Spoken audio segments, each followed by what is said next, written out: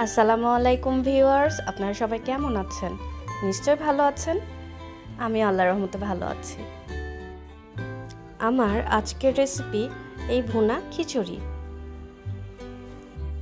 এই খিচুড়ি রান্না করার জন্য আমি প্রথমে একটা হাঁড়িতে প্রয়োজন মতো পেঁয়াজ কুচি নিয়ে নিব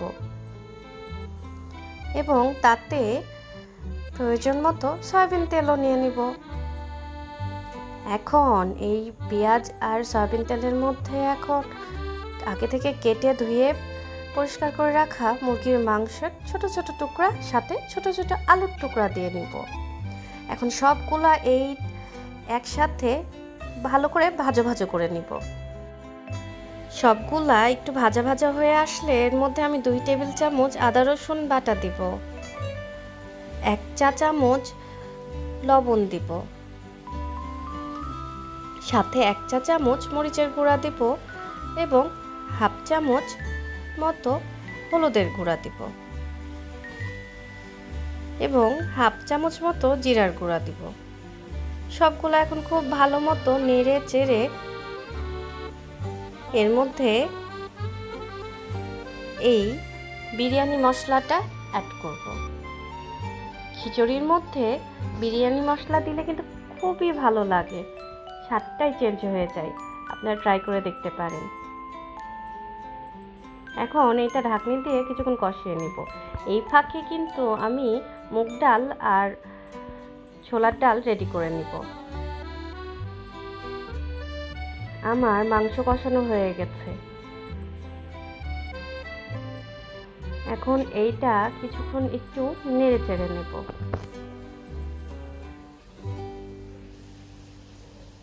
তারপরে আগে থেকে ধুয়ে রাখা চাল এর মধ্যে দিয়ে দিব। মসুরের ডাল দিলাম, ছোলার ডাল আগে থেকে সেদ্ধ করে নিয়েছিলাম সেই ছোলার ডালগুলো দিলাম, মুগের ডাল ভেজে রেখেছিলাম সেটাও এখন দিয়ে দিব।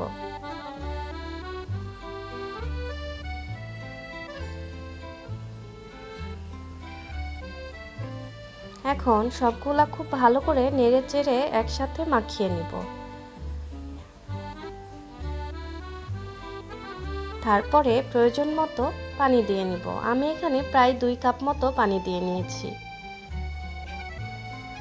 এখন ঢাকনা দিয়ে এইটা আমি রান্না হতে দিব। তার আগে ধনের পাতা দিতে কিন্তু ভোলা যাবে না।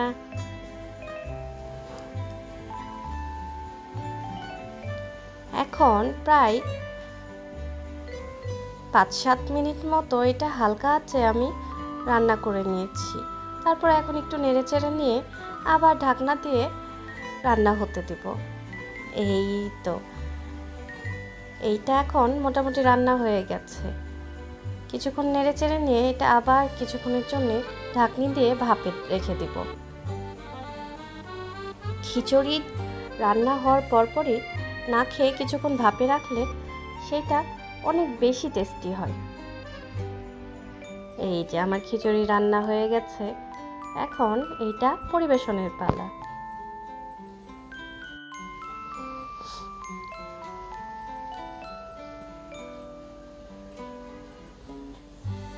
অঝোরে বৃষ্টি হচ্ছে আর আমরা খিচুড়ি খাবো না, এটা কোনো কথা? বৃষ্টি আর খিচুড়ি একে অপরের সাথে যেভাবে সম্পৃক্ত, আমরা বাঙালিরাও কিন্তু খিচুড়ির সাথে সেভাবে সম্পৃক্ত। আপনারা সবাই ভালো থাকবেন। আজকের মতো এইখানেই। আল্লাহ হাফেজ।